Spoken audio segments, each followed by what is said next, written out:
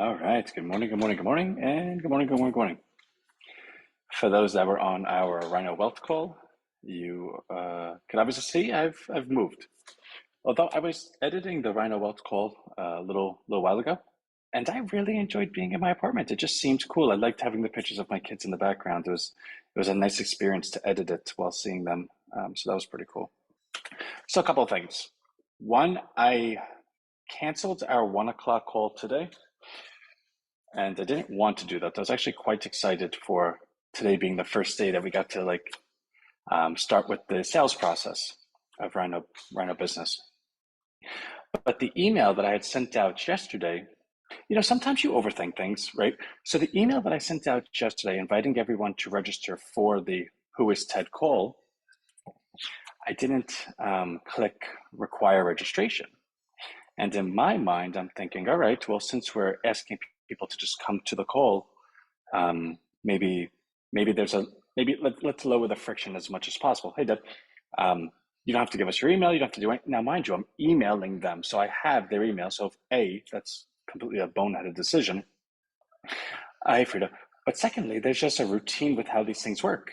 Everyone knows if you're going to go to a webinar, you register for a webinar. So I was trying to solve a problem that didn't even exist, and in doing so, I think Frida actually emailed me and was like, "Ant, there's no registration," which made me realize if somebody goes ahead and clicks that for the 1 o'clock call, there's no reminder. There's nothing.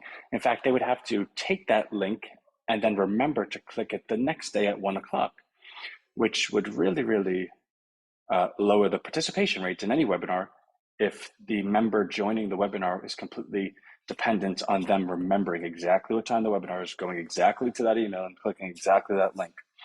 So that was really, really quite silly on my part. The good news is that, of course, we have all of our data analytics.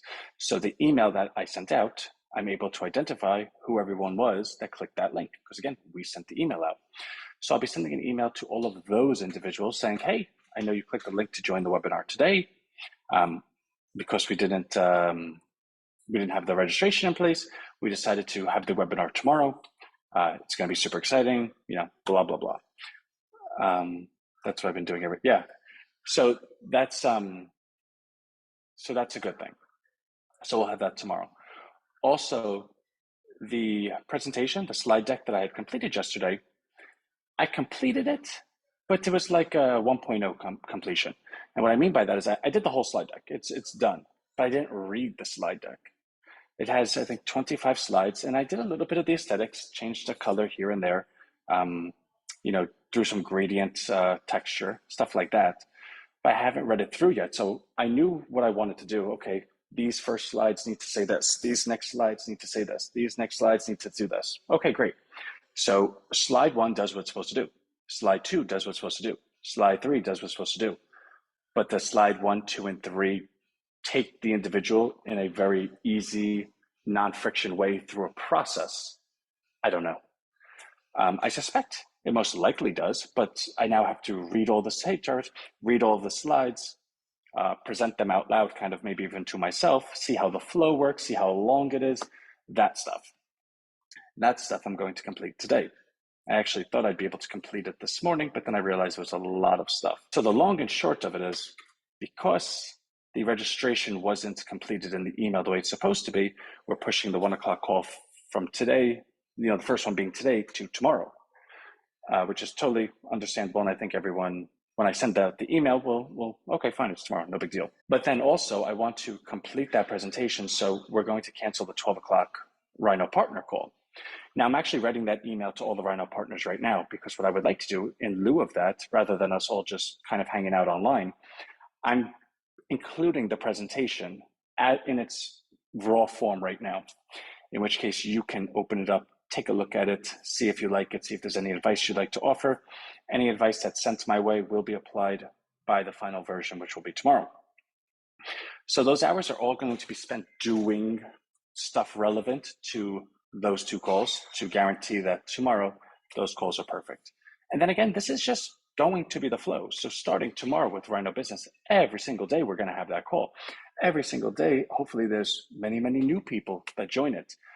every single day I'm going to be hosting a sales call, for lack of a better term, because there's no stone I will leave unturned, or right, no stone unturned. Yeah, with how many people we're going to get to run a business. If it's one a day, two a day, five a day, 10, I don't really care. It's going to be a daily thing. We'll be doing the emails, we'll be doing the presentations, all because once you get to 2024, which is still, the funding hasn't hit yet, but I'm collaborating quite intimately with that team. In fact, we just had our fourth email go back and forth in terms of structure and terms and approvals and stuff. Everyone is on board with saying yes. It's just a matter of fitting the square peg in a square hole. So that's kind of where we're at right now with that stuff.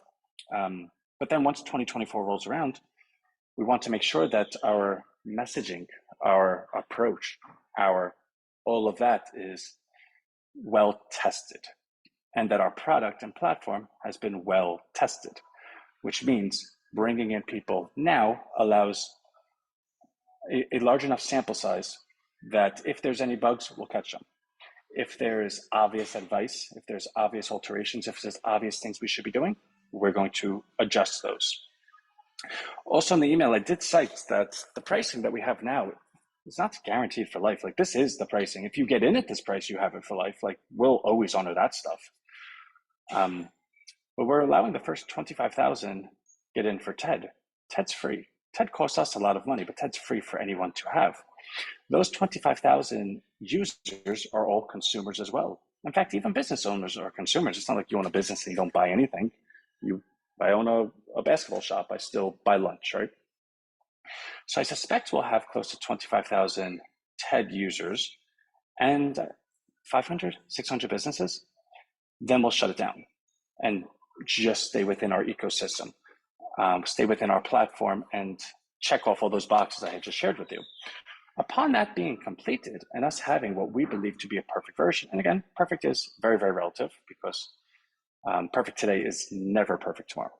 Tomorrow's always something more you could have learned, right? So something could always be better the next day. But in a relative form, we'll have a perfect version. Our messaging is no longer, hey, do you want to check out TED? Hey, we invented this thing.